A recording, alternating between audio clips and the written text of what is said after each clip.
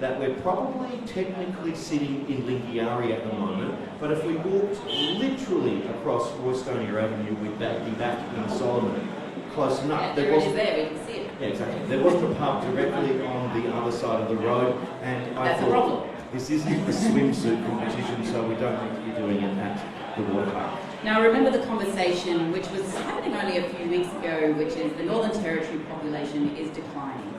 Our seats in the Northern Territory and around Australia are divided by how many people you've got to actually go to the election polls, so we actually almost lost a seat. But currently it's a safe Labor seat held by Luke Gosling since 2016 with a margin of 6.1%. It's an urban electorate encompassing most of Darwin and Palmerston, but just 0.01% of the land area, but really accounts for half of the Northern Territory's population.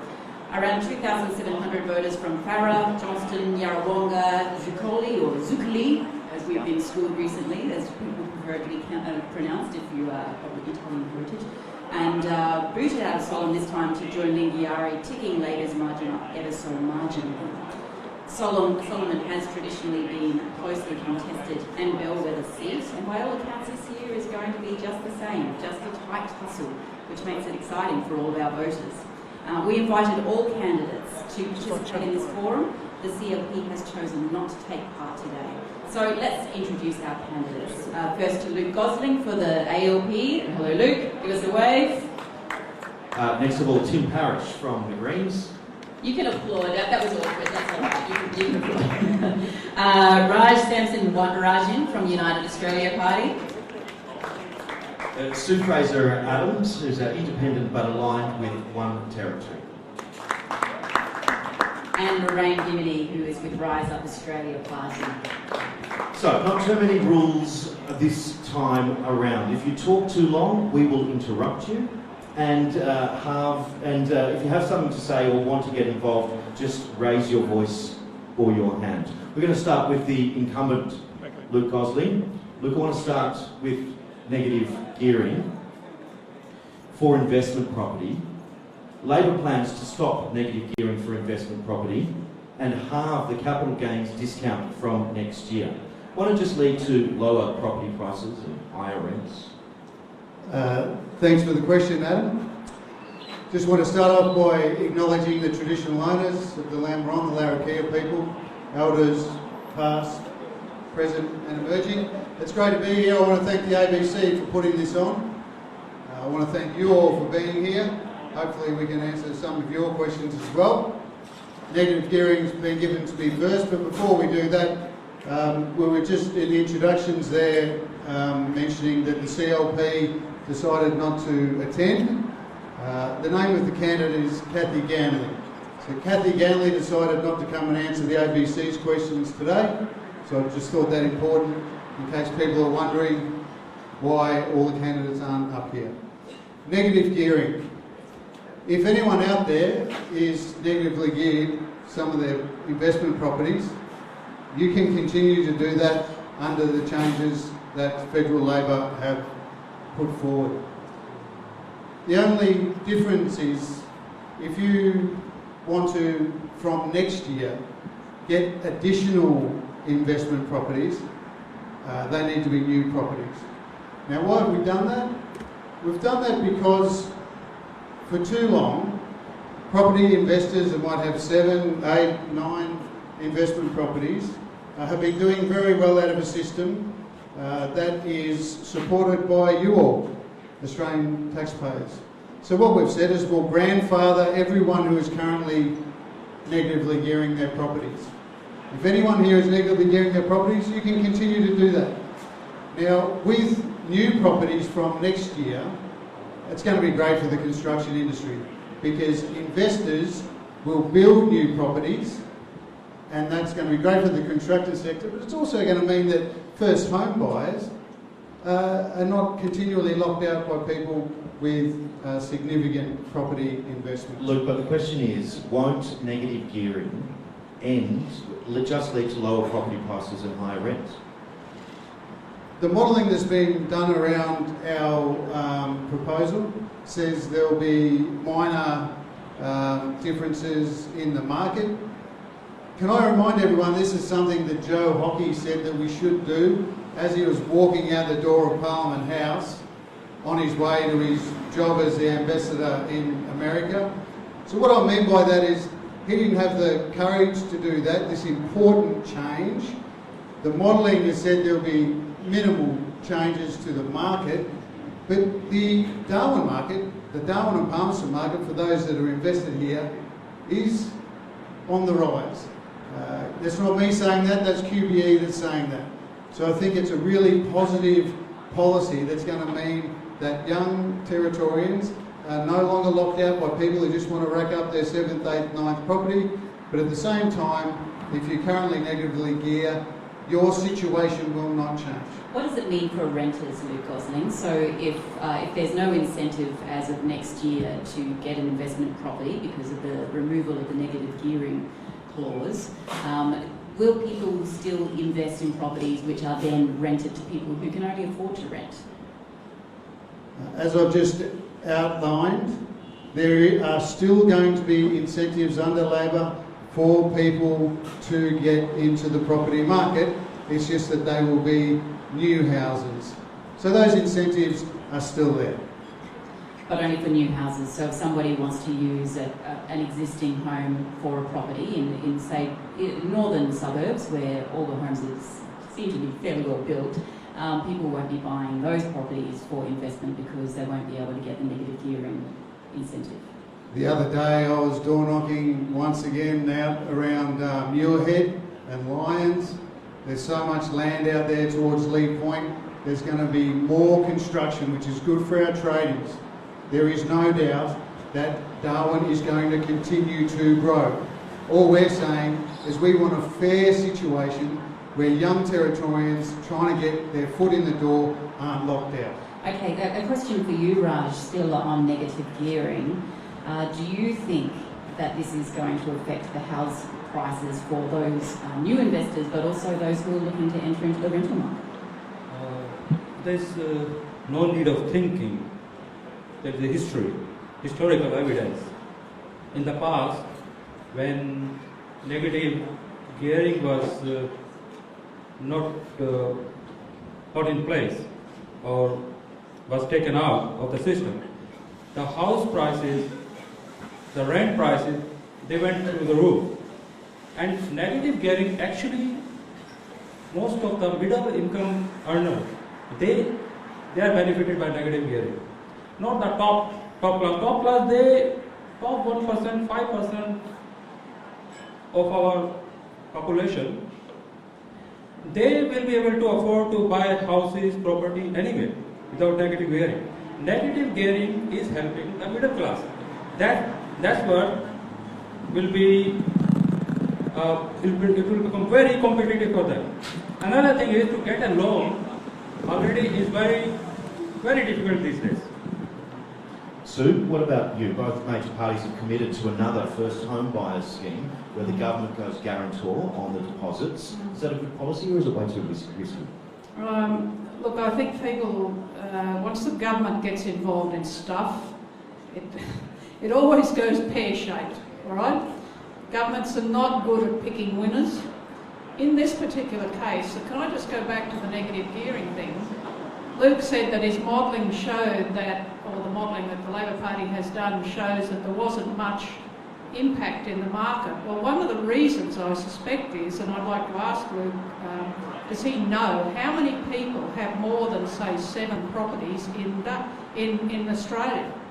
I think you would be shocked to know that it's in the tens of thousands, not millions or anything like that. The reason they say there won't be an impact is because, in fact, the number of people who have that level of property is actually very small. I think that what we'll do is exactly as Raj has said.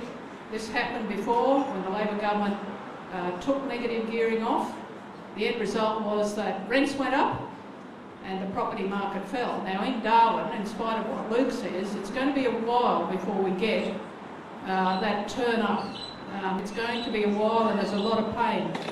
My understanding is that there's something like well over 100 mortgagee in possessions a week. people are walking away from their houses because of the low values and the fact they can't sell. So just to be clear, you support negative gearing? Yeah, I do. Yeah, I do. And Raj, you support negative gearing. Tim, you had your hand up. Tim Parish for the Greens. Hello. As one of the generation that is actually kind of not part of this this landlord generation, like and I can speak very passionately about the fact that I think that negative gearing has been really negative for my generation. We have a situation where there's baby boomers who have 7 or 8 houses, but you've got an entire generation that cannot afford to get their first home, and it is a bubble. Property prices in Australia are massively over-exaggerated thanks to that. That you literally cannot lose money. It's a tax write-off. That's what it means. Even if you are losing, from that rent. So it's not, in my opinion, negative gearing is creating a bubble that will eventually have to burst, because otherwise we're just actually freezing out an entire generation. I just don't think it's a good idea. Alvin on Facebook says, Facebook Live says, old house prices will fall like a ton of rocks. Is that your expectation, Lorraine, that might happen? My husband and I have been trying to buy a house for a few years, and financially we just can't do it, even with the incentives. Very difficult to save money. As most of us know, banks don't give you a lot of interest, unless you have a lot of money in the bank. I'm not up with negative gearing, but I know that it's very hard, and I know that we're not in the minority of people trying to buy a house, and you just can't afford it. And then if something happens, you're stuck, and then you're not going to get the money back that you paid for the house. And old houses take a lot of money to refurbish, or to, if they're getting old, then you have to do a lot of work to them to keep them up to scratch. One thing that I will say is, a couple of weeks ago we did have a conversation with one of the big 4 banks. They're no longer doing joint loans. So how can a husband and wife afford to buy a house if you can't get a joint loan? We are going to come back to some of those incentives which have been promised by both major parties for first home buyers, so perhaps you'll have something to contribute when we bring that up a little later. But this is ABC Radio Darwin. This is the Solomon debate with some of the candidates from this electorate, Adam Steer and Jo Laverty with you. We have Facebook Live on at the moment, and Sue on Facebook Live says, I want someone to stand up against fracking in the Northern Territory. Who is going to do that for the Territorians? This one. Hey, everybody's hand. All right, 3 hands up, fingers on head for Tim Parish. Tim with the Greens. You specifically are demanding an outright ban on fracking, which you describe as unsafe, unwanted, and unacceptable industrial threat. What's the alternative? Well, look, we think that it's crazy to invest in unconventional gas. The government shouldn't be subsidising these multinational mining corporations to start this. It endangers our groundwater and our aquifers unnecessarily, and we think that we should be investing that money into renewable infrastructure to create a solar boom up here that would actually employ thousands more people and in long-term jobs, and create another kind of a revolution really for what the territory could be in the next 20 or 30 years, rather than following this particular economic model. But there are 135 at last count, fairly robust rules around fracking. Do you not trust that those legislations will be robust enough to keep groundwater safe? No, I don't. I think that what happens all over the world with fracking is that there are regulations in place, or there aren't, but either way, once the water gets into the aquifer, it's too late. And it's actually a very complicated and difficult process to be able to maintain the hundreds of millions of litres of toxic water and chemicals which are pumped under the ground and then left there often, or left in tailings dams to evaporate. Neither of those techniques are great ways for our environment. And again, the major issue that we see is that the idea that the federal government wants to subsidise this industry and potentially spend up to $1.5 billion to prop up building these gas pipelines is crazy, when we have alternatives that will actually lower our prices and and employ more Territorians, small and medium businesses. What about you, Sue? You've been vocal against fracking. Yes, I have, and Tim's absolutely right.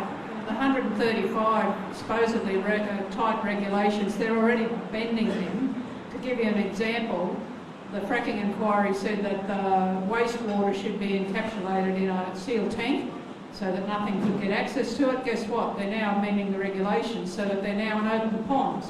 Now that means all the birds and any, they can probably fence it off from animals, but you can't stop it from birds getting in there. So these animals are going to be, birds and animals are going to be drinking polluted water. So what I'm saying is the 135 sounded all right. The actual execution of the 135 is going to be almost impossible, and it won't happen. And I totally am appalled that Bill Shorten comes up here and offers the gas industry $1.5 billion. If this is such a viable industry, why is our taxpayers' money being given to them like that? We'll put that question to Luke Gosling in just a moment, but before we move on to that, the alternative then is to ban fracking entirely. Yes. What's the economic policy that will bring jobs that are so needed to the top end? We've actually done work on that, and we have created another industry, which is the hemp industry, and I'm in the process of modelling that. And I can tell you the jobs and the economic stimulus will come from having a hemp industry, which is not only just the fibre, seed and food industry, but also medicinal cannabis. It's hundreds and hundreds of millions of dollars. Will you hope for subsidies from the federal government to get that going?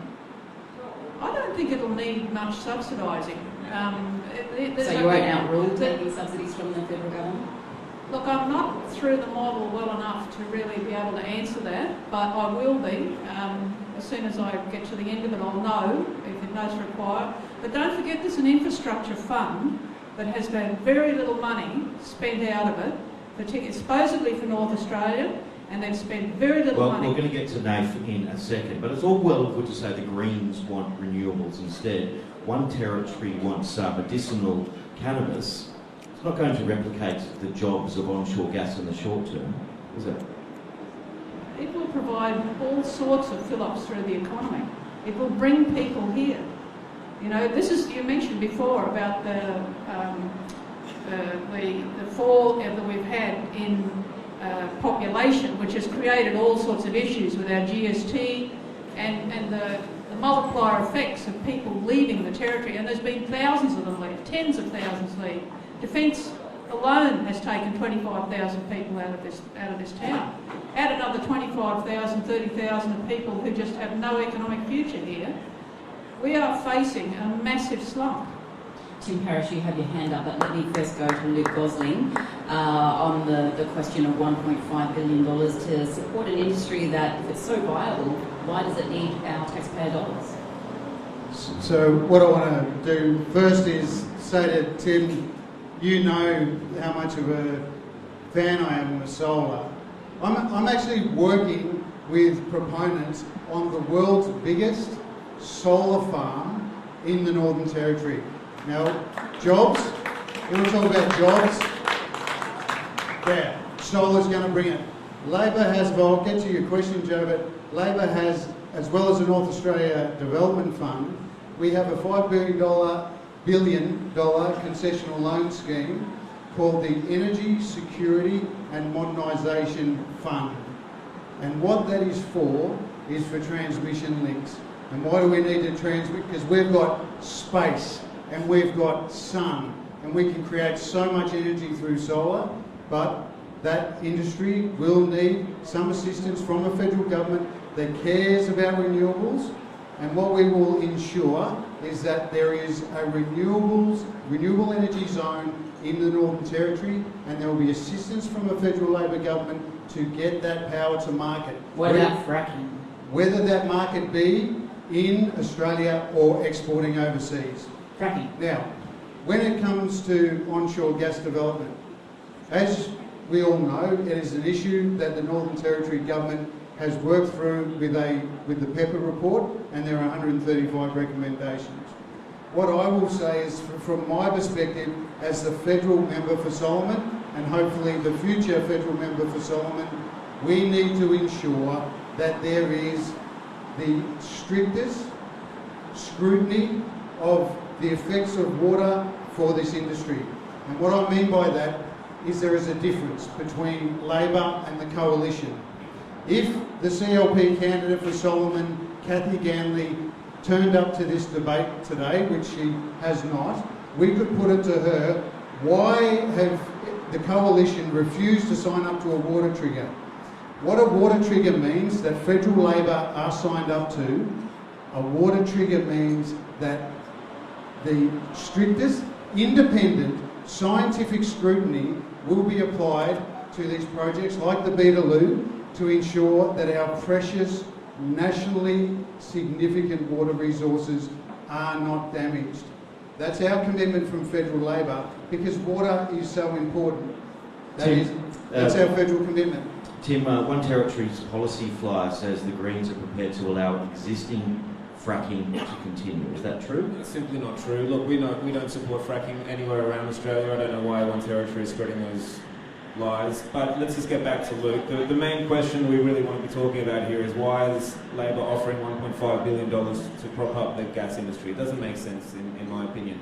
That money could invested in renewables could employ 10 times as many people. That's the real point to it. And I'm glad that Luke agrees with the potential of renewable energy here. It is the boundless possible of the Northern Territory for solar is phenomenal. That is what we should be committing our funds to, and not, you know, the fossil fuel industry here in Australia, I feel like is taking us all for a ride. They don't pay royalties, they don't pay company tax often, and very rarely do we actually get the real value of these resources back to us. And yet we still pay them money. Adani over in Queensland, the Liberal government are offering $1 billion, and here we're at 1.5. Okay, look, that's my point. But I have one more issue here, and no one's talking about is the fact that this will actually double our emissions in the Northern Territory. If we are actually planning to act on climate change here in Australia at all, we can't be investing in fossil fuel, massively greenhouse gas emitting industries that are going to actually contribute to that. That's going to mean that it's even more important to invest in renewables. All right, because otherwise, how are we going We've to... got a few topics to get through, gentlemen. I want to go to Sue now. Sue? Just very briefly, Luke gives us this iron CAD guarantee that Labor's going to look after our water. And I think I said this election last week should have been on water, and I'm glad he's coming around to talk about water because it is the most important thing that we should be talking about as Territorians. But you've got to remember that it was Labor that allowed INPEX to take 2 million litres of water out of the aquifers just south of Darwin every day. That was a Labor government that did that. So this is the people who are telling us that, we'll look after the water. You're talking about mixing the water into the town water, is that what you're talking about? It's 2 million litres a day of that groundwater and aquifer water. It gets taken out of the system. Now, it's all very secret how much they're charging for that. INPEX says that it is paying for it, but what are they paying? I'm very suspicious about a government that jumps in at the last minute and starts talking about water, our most precious and important resource in the Northern Territory, and one of the driest countries of the world. Now, this has been our policy for over a year.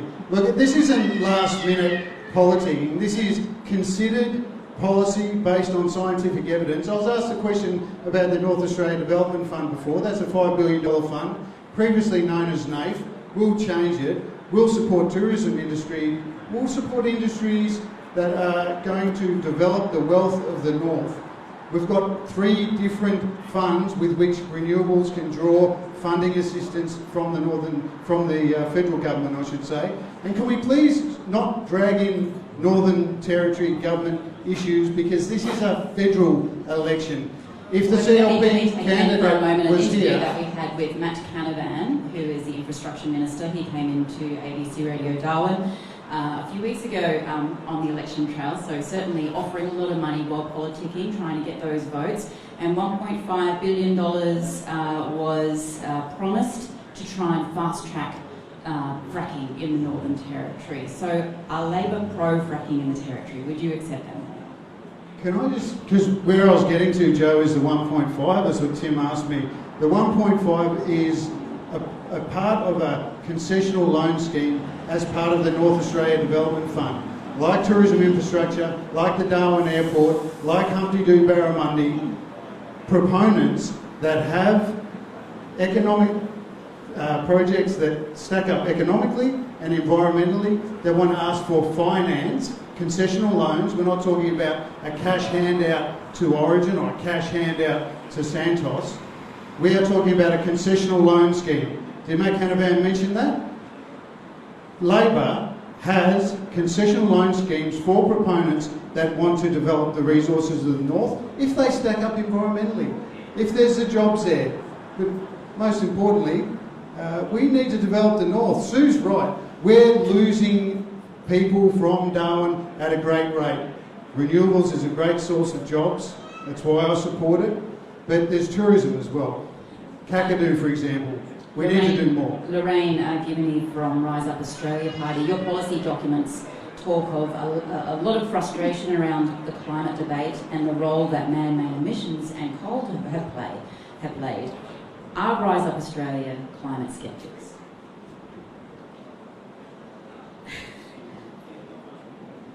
I think a part of it is sceptical, that it's not as bad as what people are actually making out it is. Having said that, we do have some really good policies that our party have put together on renewable energies, and I did speak to our party leader, and he said if fracking is harmful to our territory, to the land, we will not support it. So how much work into investigating the harm and your point of view on fracking has the Rise Up Australia Party done? I haven't actually been a part of that personally, but I know a lot of work has been done. A lot of people, scientists and that, have been consulted. A lot of it has been down south in our headquarters. And you mentioned there that the party may think that it's not as bad as people are making out. Where do you personally stand on climate change? Some climate change, like we do have, sometimes we have increases in temperatures, sometimes we do have decreases. Was listening to a program recently. It seems to be a periodical thing, so That's a few not years climate of... change. That's weather. That's weather. That's not what climate science, that's not the issue that we're talking about here. Is weather not climate? Climate is part of weather? No, we're talking about the effects of massive amounts of carbon emissions into the atmosphere that is causing global warming. And it's man-made, and if you don't think that that's an issue, then you're not paying attention to the scientific debate that's happening all over the world. And I'm sure that Raj will probably agree with you. I'm not sure where Sue feels, but I think that it's really important that we establish that is the reason why we need to make these shifts very quickly. Well, but we are asking Lorraine what her opinion is. I have said that a part of it, I personally believe that some of it is, it's not actually as bad as what people are saying it is.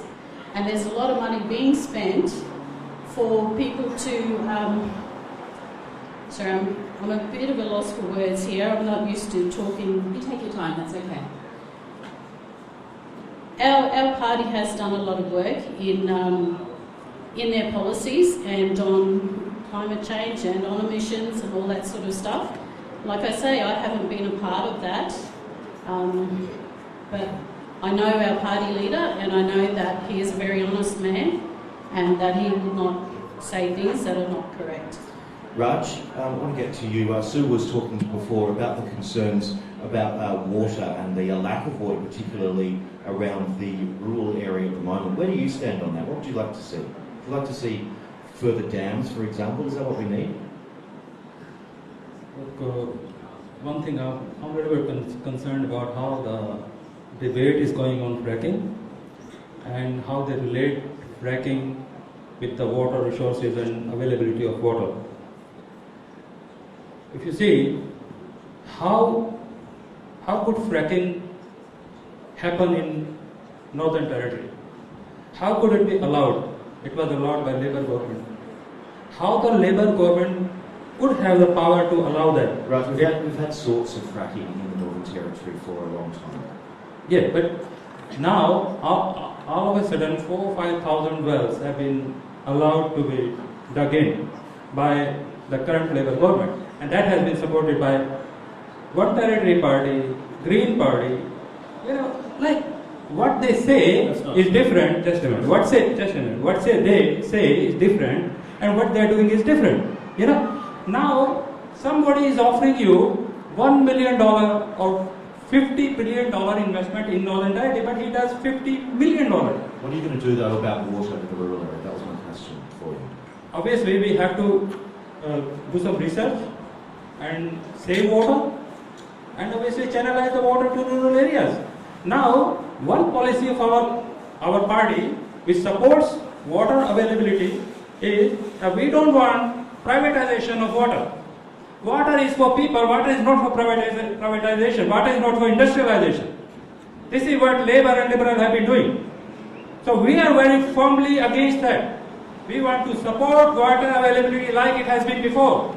Water cannot be sold, water cannot be privatized. That's where we are supporting people. We are supporting people, we are not supporting industries. Water industrialists. This is ABC Radio Darwin. We are doing a live broadcast from the Landmark Hotel with some of the candidates from the seat of Solomon. We'll move on to another topic now with our candidates to Indigenous affairs in the Territory. Via the You Ask, We Answer project, which the ABC has been running, Carol asks, the Uluru Statement from the Heart called for Indigenous constitutional recognition. What are the parties going to do about it? I'll start with you, Luke Gosling. We're committed to what the elders at Uluru said in their statement from the heart. We will run, if we are successful on Saturday in forming a government. We will put to the people of Australia a referendum on a voice to the Parliament.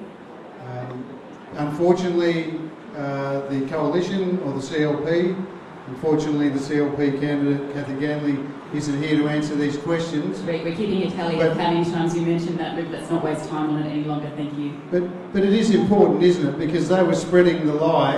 It's important to hear what you say, what you think about this, and that's what I'm asking. Let's talk about the referendum. And what I just how said are you going was to make that happen, and how much is it going to cost? What I just said is that Federal Labor have made a commitment to a referendum to entrench the voice in the Constitution. It's important.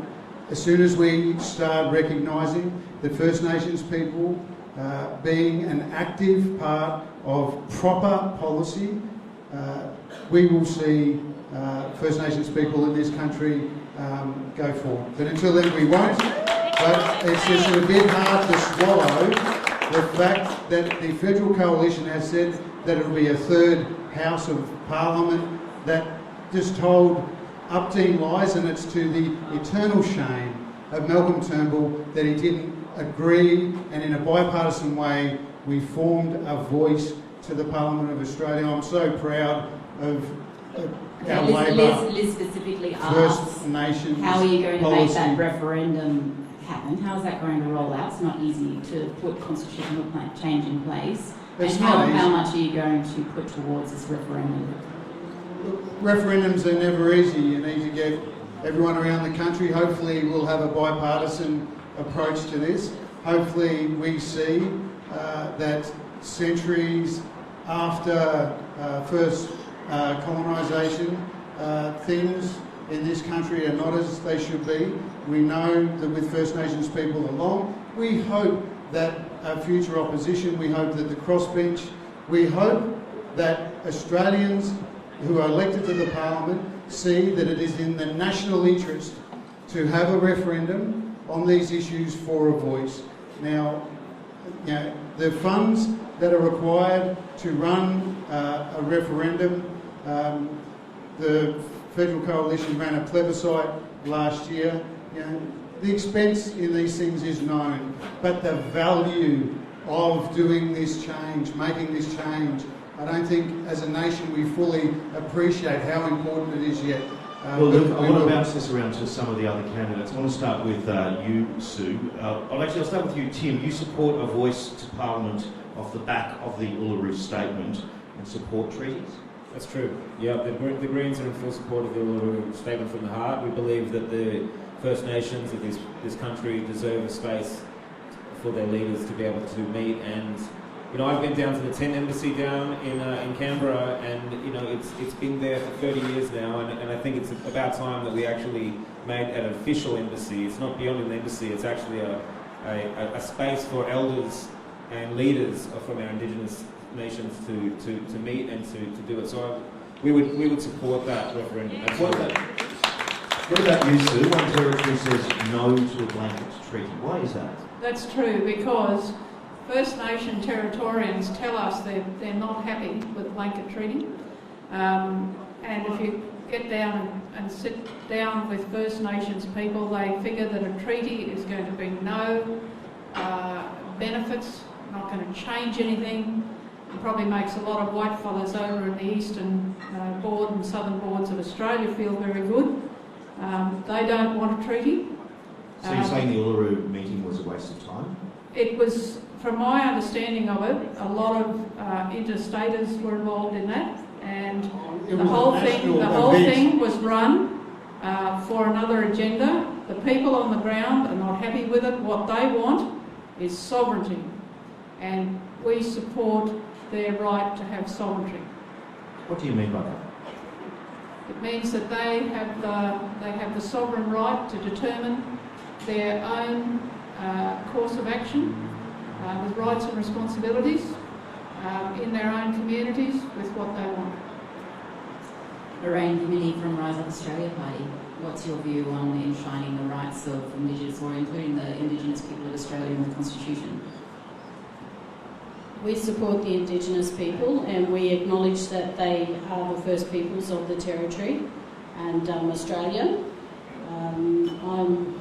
Would you like to see that in a preamble before the Constitution, for example, acknowledging the first peoples of Australia? I think we should all acknowledge the First Nations people, and I think everybody, when policy and legislation and everything is being made, everybody should be a part of it, and it should be. It seems that sometimes it's not unanimous decision, like the majority of people what they agree with, but everybody should be involved in policy making, and if it's the First Nations people that are being affected, then they should have a major part in that. Labor would abolish the Community Development Program, the CDP, as would the Greens. This is a question for Tim, but you'd go further and abolish the cashless welfare card as well. Why is that? We think that Aboriginal peoples, I guess it's a question of sovereignty, really, isn't it, as well? They should have the ability to spend the money how they want to, and that quarantining their money, it prevents them from being able to make choices about how to use that I think is kind of racist.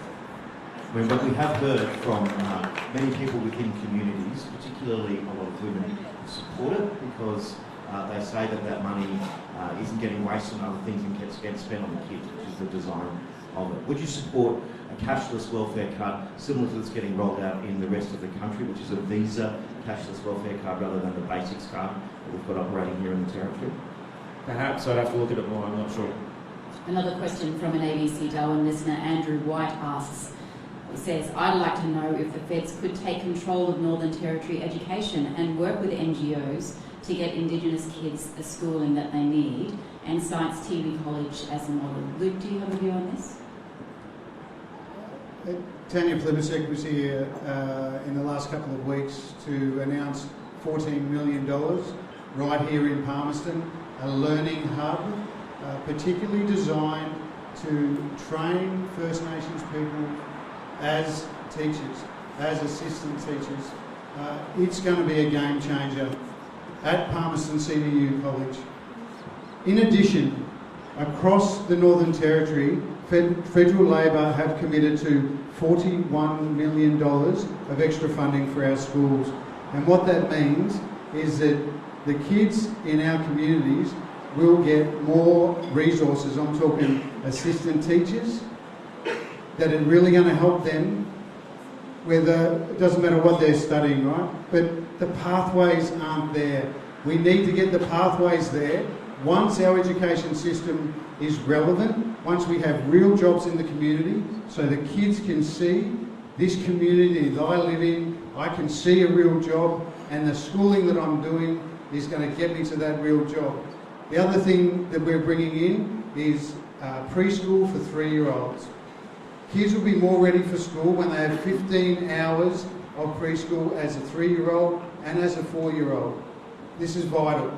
The kids' brains are developing so much in those early years that the more that we can get them into a learning environment, the better.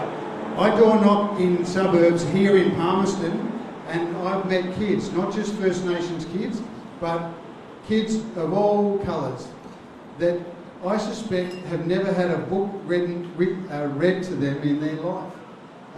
These initiatives, the early childhood stuff, is vital, but then getting more resources into $10 our billion schools. over 10 years. Why not just increase the attendance rates of 4-year-olds before you start concentrating on 3-year-olds? Because Adam, as I was just explaining, the brain's development means that as a 3-year-old, if we can get the kids 15 hours a week, they're going to be more ready for school, and they're going to do better at school, which is going to give them better outcomes. They're going to see some hope in life. If you want to put a value on our education, which we do, we've made tough decisions. And those tough decisions mean that we're going to prioritise our kids, our schools, our universities, our TAFE system over the top end of town. That's a decision that we've made, and that's a decision that will take Australia forward. Raj, what's your thoughts on this? Look, 40 years of management, political management by Labour and Liberal, and the outcome is, among indigenous people, mortality rate is high, infant mortality rate is high, school dropout rate is high, and they have been working very hard on that. Labour has been working very hard, Liberal has been working very hard, but where is the outcome? What happens most of the time, the responsibility is given to the NGOs, and NGOs are not monitored on the basis of outcome, on the basis of improvement of... Raj, what would you like to see happen? Like what we will do, that if we are given a chance, we will fund these NGOs on the basis of the outcome, not on the basis of their verbal report, annual report. They give a report on 10, 20 pages of A4 size paper, very well written, and for that they pay around $50,000, $100,000. That is also paid by the government, and means that as CEO you have put on there, he can't even write the report. For report also you guys have to pay. And ultimately all the money goes in that management. 80% money goes in the management, nothing is going to the ground. So we will change that. ABC Radio Darwin. This is the candidates forum with some of the candidates from the electorate of Solomon. I've been speaking to some of the people here today who still don't know how they're going to vote. So this could be a very influential conversation for some of those undecided voters. Let's talk a little bit about this notion of sovereignty, which has been brought up a couple of times. There are calls today on ABC Radio Darwin with Liz Trubascus on Drive to allow limited and regular grog back into communities through self-managed sporting clubs. So if they want it back, why stop them? Tim Parish, and I will come to you as well, Sue. I've spent a lot of time working out in the Indigenous communities across the territory. The reality is there is grog out there. White people get grog, but black people don't. That's the reality.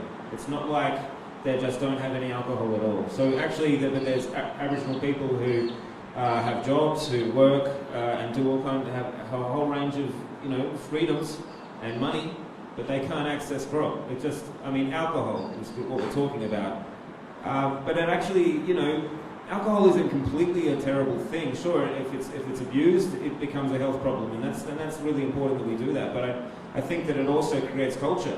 It creates an opportunity for people to socialise, and I think that if it's well regulated, then there should be opportunities for people to do that and have fun together.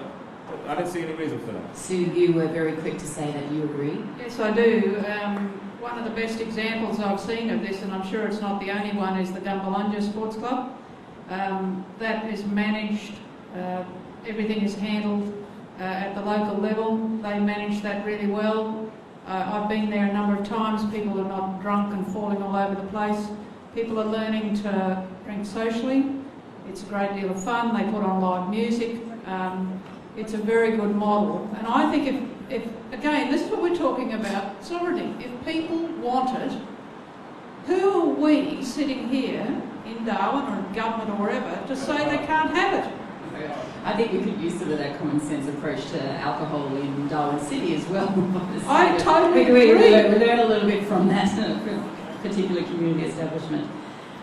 What about you, Luke? I mean, successive governments and successive both sides of politics have said we support sovereignty, we support choices for Indigenous people, but no, we don't support your choice to run social clubs in your communities. Would you support lifting the ban on alcohol in those communities that currently have it in the Northern Territory? I think when everyone talks about sovereignty, they're talking about self-determination for communities.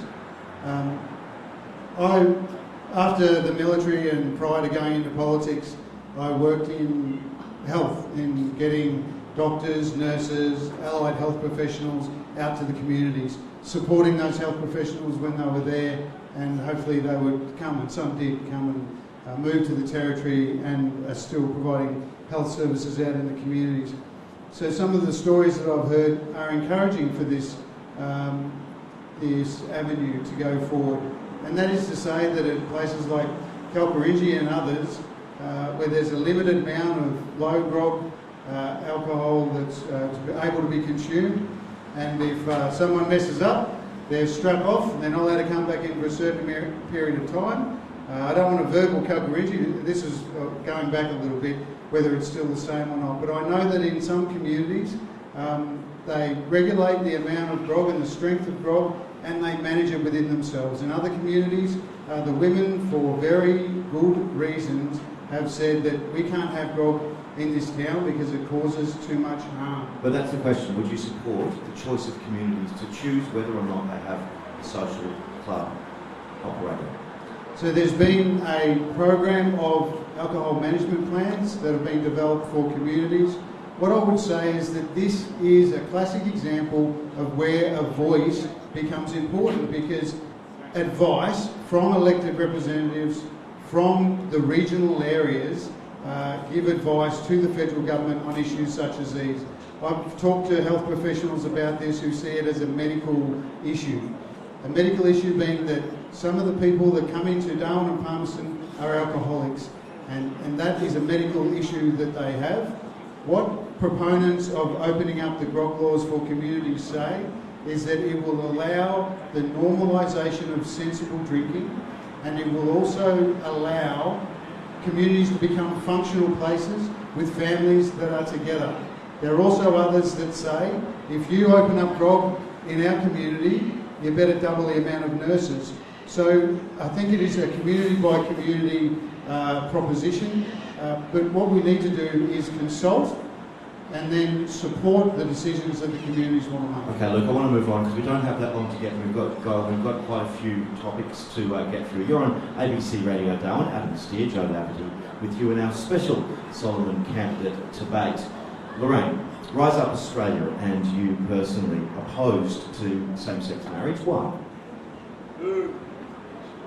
I am a Christian, and even before I became a Christian, it's not something that I support, although I do understand that people have the right to choose what they do.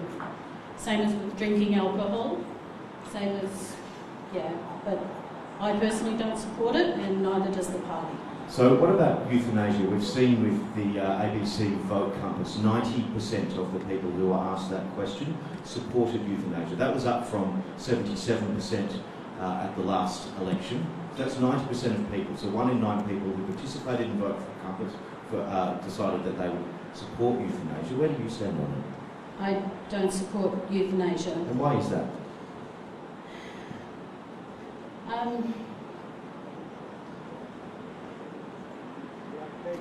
It's a bit difficult because I'm pro-life, so and I have worked in the health industry, so I have seen people with diseases that are terminal, but I'm pro-life.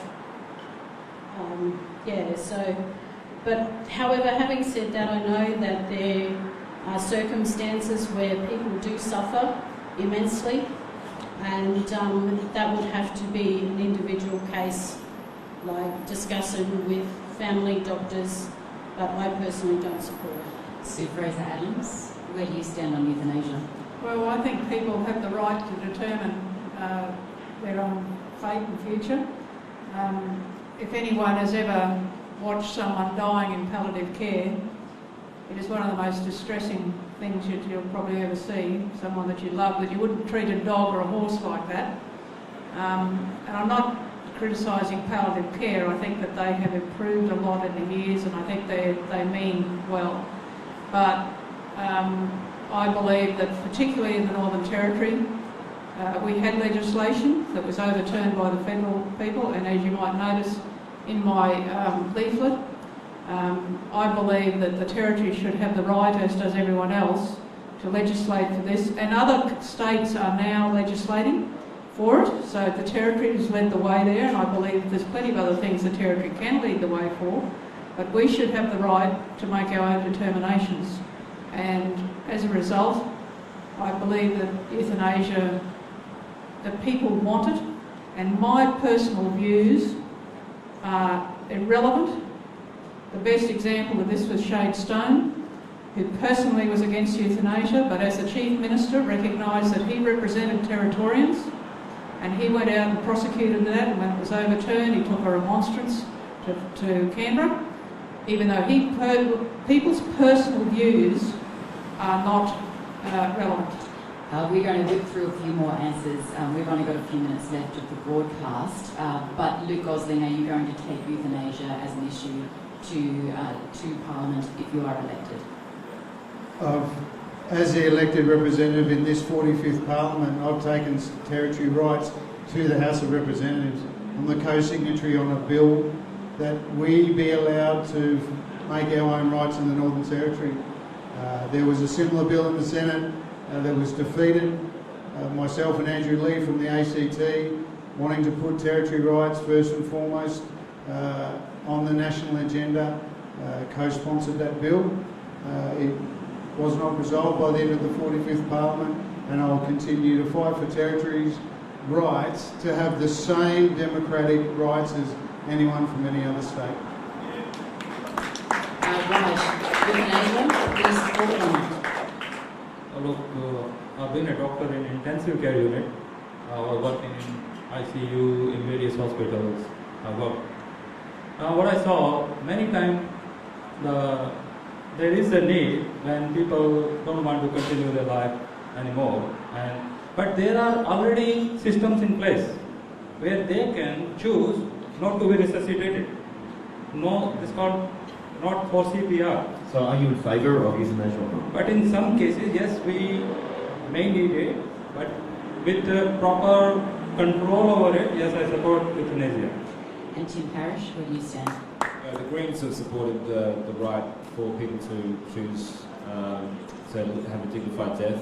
I think that's what we're talking about really here, and I think that it is a case-by-case basis. It's not like suddenly doctors are just going to start, killing people left, right and centre. I think that's exactly what it is about dignity, and absolutely we support that should be right.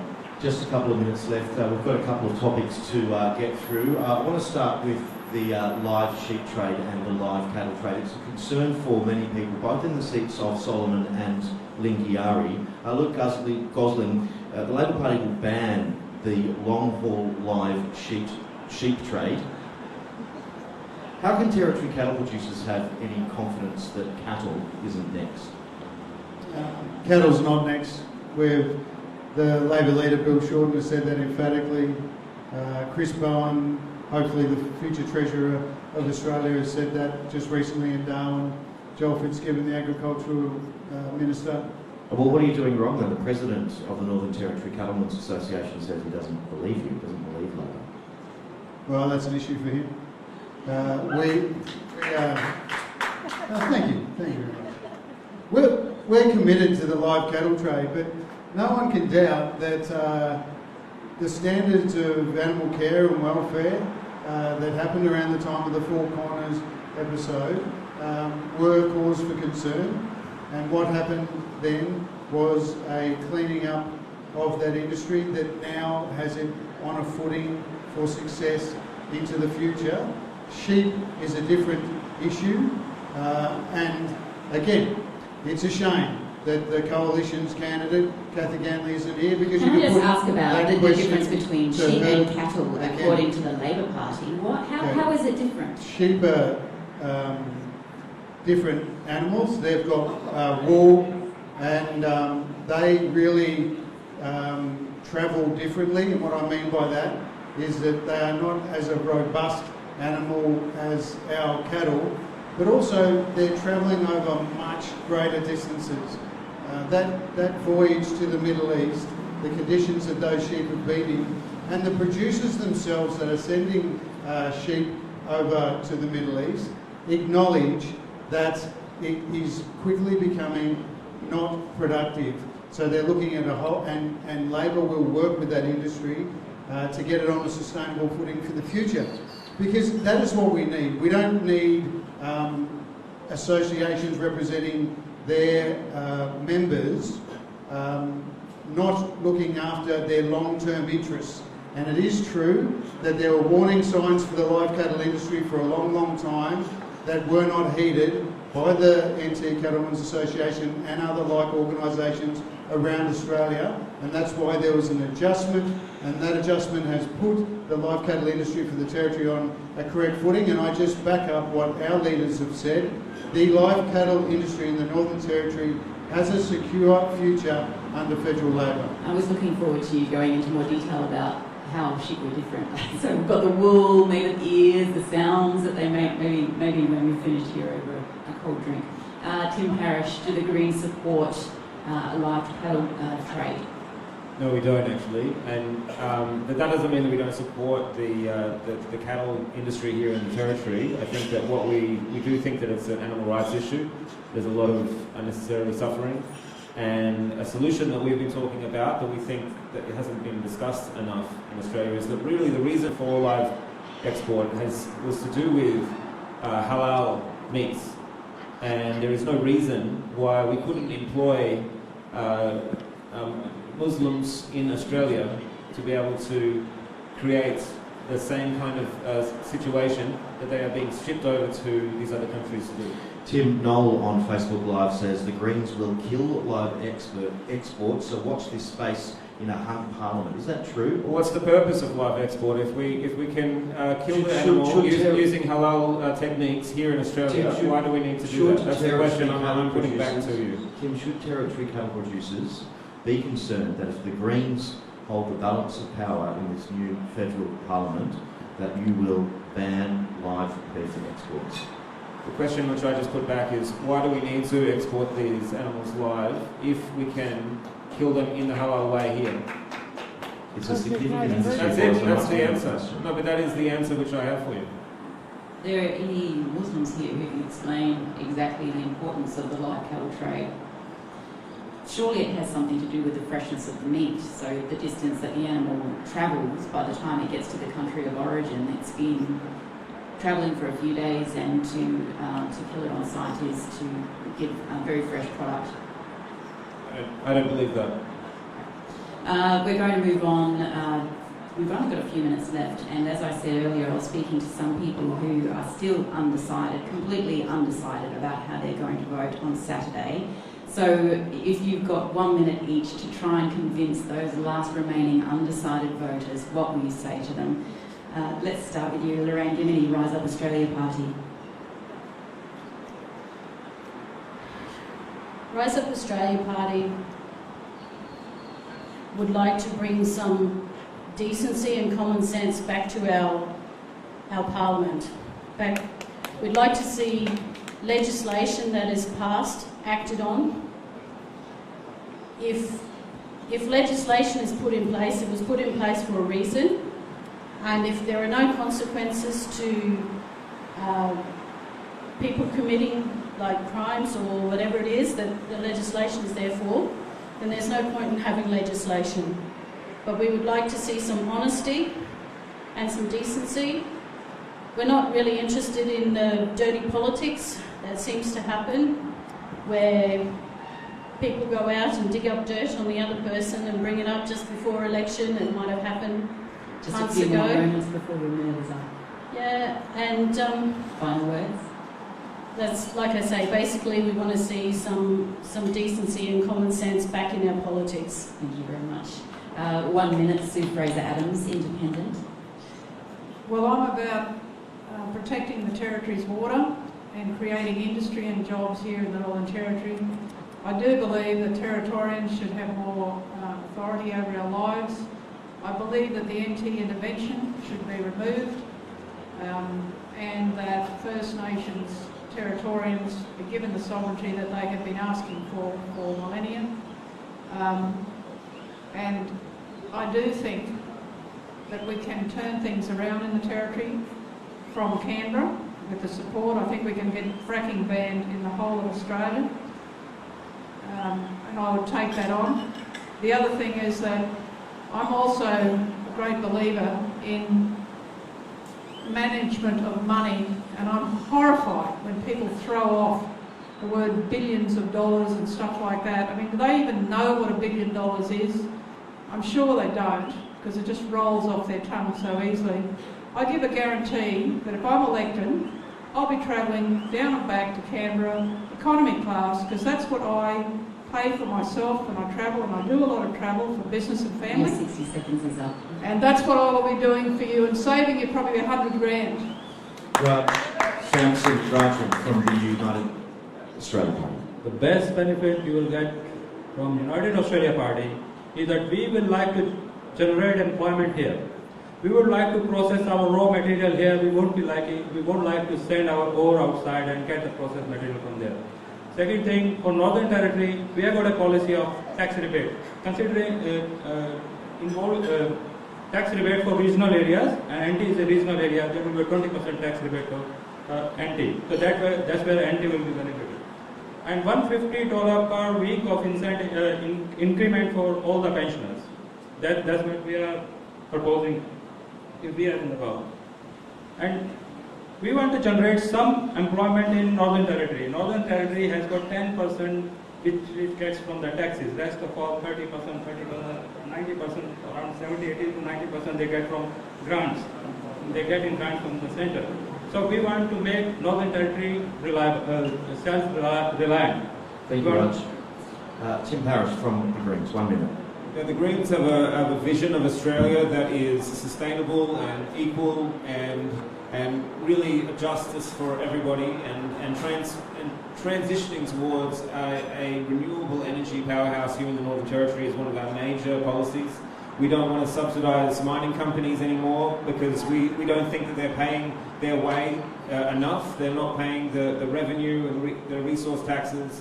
They're figuring out how to opt out, and that is actually hurting all of us Australians. We want to be able to fund our health system, world class, our education system. It needs to be spent properly, but we do believe that that is actually what we deserve as Australians.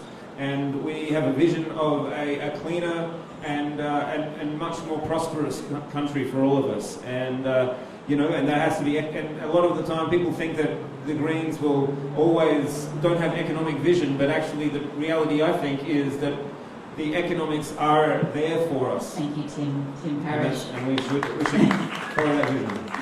Tim Parish from the Greens, and just finally Luke Gosling from the ALP.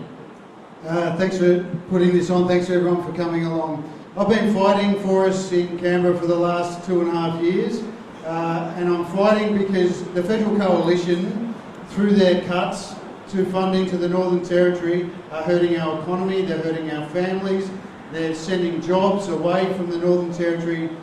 I have a vision for Darwin and Palmerston as the Northern Capital of Australia with real investments, sustained, substantial investments in our economy that will provide those jobs, provide the hope for families that they can make a home here, whether it be defence.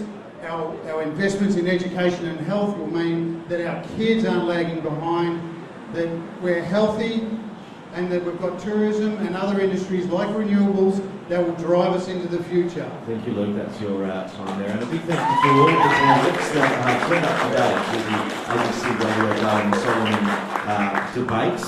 We did invite all of the candidates. The CLP did decline, but thank you for everyone else joining us here at the pub as well. Don't forget, you can hear this debate again. We'll replay it tomorrow just after 9 o'clock on ABC Radio Darwin. And before that, of course, you'll be listening to Bleary-Eyed Joe after I feed a couple of shambles to I'm not going to have that much. It's going to be fun. Thank you, everyone. I can't even believe how many people showed up. There's nice, engaged community here. Did anyone come in here an undecided voter tonight?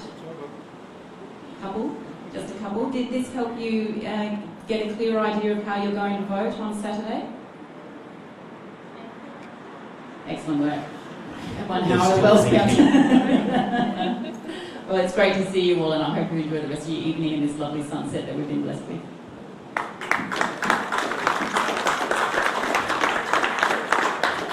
Ladies and gentlemen, on behalf of ABC Radio Darwin, thanks for coming along tonight.